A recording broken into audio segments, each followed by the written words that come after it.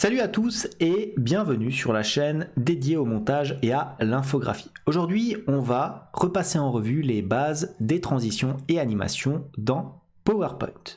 Si vous êtes passionné par la création visuelle et que vous souhaitez découvrir des astuces, des tutos et des conseils pour améliorer vos compétences, vous êtes au bon endroit. Abonnez-vous dès maintenant pour ne manquer aucune de nos vidéos et rejoignez notre communauté de créateurs en herbe.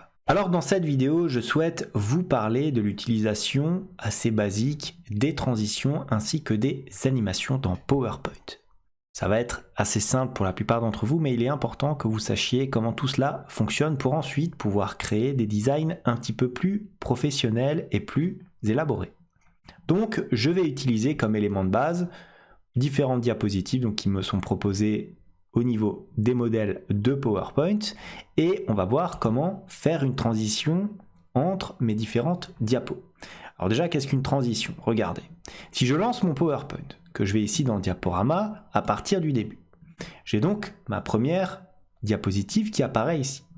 Pour passer à la deuxième diapo, je dois cliquer sur ma souris ou éventuellement appuyer sur une des flèches de mon clavier et ainsi de suite.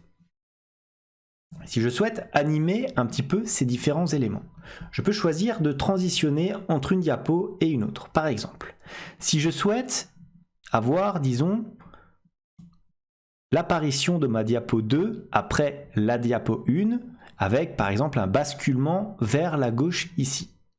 Qu'est-ce que je fais? Je vais me placer éventuellement sur ma diapo et je vais aller sur transition.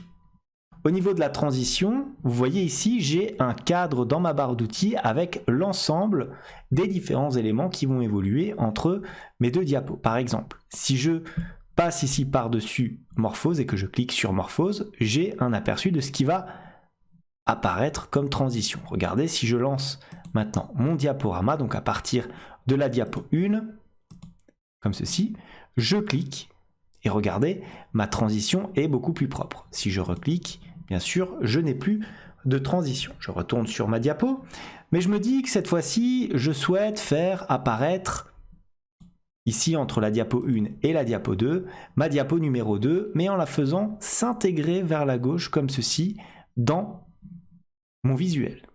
Donc je vais aller dans transition. Alors, quelle transition, quel modèle de transition pourrait correspondre? Alors, soit on peut les explorer une à une comme ceci, en cliquant sur la petite flèche, ou alors on peut cliquer, regardez ici, sur effet de transition, afin de faire apparaître l'ensemble ici de mes différentes transitions. Alors comme je souhaite la faire apparaître, disons, assez frontalement, à la manière d'un diapositive manuel, je peux éventuellement choisir, par exemple ici, une transition qui me servira ici à pousser. Alors regardez, ça passerait comme ça. Mais moi, je souhaite la faire apparaître par la gauche. Alors, comment faire? Pour faire apparaître votre diapo par la gauche, pour la modifier, vous devrez aller regarder sur ce petit icône qui s'appelle tout simplement Options de l'effet. Si je clique dessus, qu'est-ce que j'ai? J'ai l'application de mon effet par défaut, c'est-à-dire à partir du bas. J'ai ici à partir de la gauche, à partir de la droite et bien entendu à partir du haut. Je souhaite la faire apparaître par la gauche, donc je clique tout simplement à partir de la gauche et regardez, j'ai bien mon élément qui apparaît comme ça. Je peux appuyer sur diaporama à partir du début. Je clique et j'ai donc ma transition qui s'est faite. Ce que je tenais à vous dire, c'est que lorsque vous choisissez une transition ici, n'oubliez pas d'éventuellement la modifier en passant par les options de l'effet. Ensuite, au niveau de vos transitions, bien sûr, vous appliquerez les transitions sur les diapos. Vous pouvez changer de transition pour chacune de vos diapositives. Qu'est-ce que vous pouvez avoir encore comme élément? Vous pouvez rajouter, regardez ici, dans le minutage, un son. Alors ça peut être relativement intéressant si vous voulez intégrer des éléments un petit peu plus émotionnels, éventuellement des petits traits humoristiques. Regardons par exemple. Je souhaite, pour l'ordre du jour, mettre, disons, un petit son, ou alors, regardez dans l'introduction, au moment de faire apparaître ces photos-là, Je souhaite faire apparaître par exemple des acclamations. Alors là, comment faire? Je vais ici dans son, je clique bien sûr sur la petite flèche et j'ai l'ensemble des différents sons qui peuvent apparaître. J'ai par exemple les acclamations ici. Je peux choisir la durée de mon acclamation. Ici, ça va durer 2 secondes, donc je peux le laisser, c'est un temps à peu près intéressant. Je peux l'appliquer partout. Alors ici, c'est pas ce que je vais faire, mais si je clique là-dessus, je peux bien entendu appliquer cette transition à l'ensemble de mes diapos. Je peux bien sûr rajouter à cela éventuellement une transition. Donc on va prendre par exemple celle-ci, transition coupée. Alors elle n'est pas super, on va prendre celle-ci. Et vous voyez, j'ai à la fois ma transition et mon son qui s'appliquent en même temps. Regardez si par exemple j'utilise une transition en fractionné. J'ai donc mes acclamations qui apparaissent ici. Je peux bien sûr changer le son. Par exemple, mettre éventuellement un laser. Je clique ici. Voilà, pour des effets un petit peu plus virtuels, ça peut être relativement intéressant. Ensuite, vous avez bien sûr la possibilité ici de régler la manière dont vous allez accéder à la diapositive suivante. Donc par défaut, vous avez la coche ici manuelle, c'est-à-dire que vous allez cliquer avec votre souris ou alors appuyer sur une des flèches de votre clavier. Vous avez aussi la possibilité de régler un timer tout simplement ici afin d'automatiser, disons, l'ensemble des différents éléments. Là, bien sûr, la petite flèche, c'est quoi? C'est tout simplement l'affichage du ruban, donc plus d'éléments à rajouter ici. Et maintenant, toujours dans notre diaporama, on va s'intéresser aux animations. Alors regardez, je vais bien sûr aller dans l'onglet ici d'animation. Et première chose que je vais faire, c'est que je vais cliquer ici sur le volet d'animation et regardez, une nouvelle fenêtre va apparaître ici. C'est essentiel, je trouve que pour travailler sur les animations, c'est ce qu'il faut faire. Je vais le placer ici à droite. Pourquoi? Tout simplement pour mettre mon volet ici sur la droite de mon écran. C'est comme ça que j'apprécie de travailler sur PowerPoint. Les animations vont se rattacher systématiquement aux objets contenus dans vos diapositives. Par exemple ici, qu'est-ce qu'on aura comme objet? On aura cette image-là, on aura ce texte-là, par exemple. On va donc pouvoir animer l'ensemble de ces éléments. Par exemple, j'ai mon texte ici. Je souhaite le faire apparaître après que la diapo se soit lancée. Par exemple, au clic.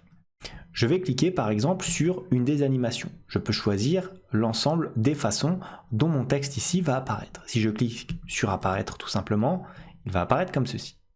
Si je clique sur fondu, comme ceci, entrée brusque, flottant, fractionné, bien sûr, je vous laisse tout le loisir d'explorer l'ensemble des types d'animations. Je souhaite faire une entrée brusque.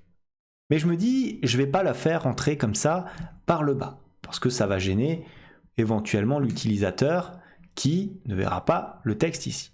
Donc je souhaite tout simplement faire apparaître mon titre par le haut. Souvenez-vous, c'est le même principe que pour les transitions. On va cliquer sur Options de l'effet, et regardez, on va pouvoir changer l'apparition et le petit chemin que va prendre notre forme. Donc à partir du haut, et regardez, on a notre texte qui apparaît comme ceci. On a la possibilité de régler la vitesse à laquelle notre élément va se promener sur notre diapo. Comment? Tout simplement via ici le minutage. Donc le minutage, qu'est-ce que c'est? C'est ces différents éléments. Le démarrage donc au clic, ça veut dire que notre animation va démarrer lorsque l'on va cliquer ou appuyer sur une des flèches de notre clavier. La durée de l'animation, alors ici c'est moins d'1 seconde, je vais mettre par exemple 2. Hop, et regardez. Je vais éventuellement lire mon animation, ici. Mon titre descend de façon bien plus lente. Je peux bien sûr régler d'autres éléments. Par exemple, sur celui-ci, je peux encore rajouter différentes, regardez, animations en cliquant sur ajouter une animation. Et regardez, j'ai la possibilité ici d'accentuer les différents éléments de ma diapo. Alors, quelle est la différence? Tout simplement, en vert, nous avons les animations d'entrée, donc la manière dont va entrer votre forme. Ensuite, les accentuations, comment est-ce qu'elle va apparaître sur la diapo. Et enfin, on aura aussi éventuellement les animations de sortie. Donc, on aura aussi d'autres mouvements qu'on pourra sélectionner ici. Regardez, on peut faire en sorte que notre forme fasse éventuellement un chemin en forme de cœur, 4 étoiles, 6 étoiles, et ainsi de suite. Voilà, donc ici on va ajouter éventuellement une impulsion comme ceci, et regardez, notre texte va faire tout simplement une impulsion. Pareil, on peut régler la durée de l'impulsion. Je peux choisir de mettre là aussi 2 secondes. Je peux lire tout. Comme ceci, vous voyez, l'impulsion ici de mon texte. Et voilà comment gérer ces éléments. Hop, je me replace éventuellement ici. Vous noterez que le démarrage peut se faire au clic ou avec la précédente ou après la précédente animation. Ça peut être utile lorsque vous faites par exemple des panoramas de façon assez professionnelle afin que les animations justement puissent se déclencher directement dès que l'utilisateur va utiliser votre PowerPoint et votre présentation. Vous pouvez aussi, ici dans le volet animation, faire un clic droit sur votre animation et cliquer bien sûr sur option d'effet, propriété de couleur. Là vous avez le sens, donc ce qu'on avait tout à l'heure à partir du haut, vous pouvez le changer ici. Le démarrage possible en douceur, là on a laissé 0 secondes, la fin en douceur éventuellement, regardez vous avez 0, vous pouvez aller jusqu'à 2, rebondir éventuellement à la fin, donc généralement je fais pas trop ça dans mes animations un petit peu plus pro. Ensuite pour le son, donc là vous pouvez bien sûr encore ajouter un son, en cliquant ici, donc c'est les mêmes sons que pour les transitions. Vous pouvez animer le texte, voilà, par un mot ou par lettre. Après vous avez quoi? Le minutage, donc c'est relativement facile à comprendre, c'est quasiment les mêmes éléments que vous avez ici. Vous avez la possibilité de répéter et de revenir au début, juste après la lecture. Vous avez aussi la possibilité de faire une animation de texte. Alors ça, je le fais pas très souvent, mais c'est toujours utile de le savoir. Et une fois que vous avez modifié l'ensemble des éléments ici, donc tout ce que vous souhaitez, vous appuyez tout simplement sur OK et vous pourrez lire votre diapositive.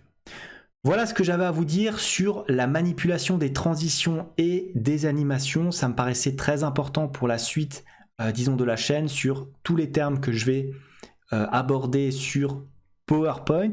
J'espère que cette vidéo vous a plu. Si tel est le cas, n'hésitez pas à la liker, à la commenter, à vous abonner à la chaîne si ça n'est pas encore fait. Moi je vous dis merci et à bientôt pour une nouvelle vidéo.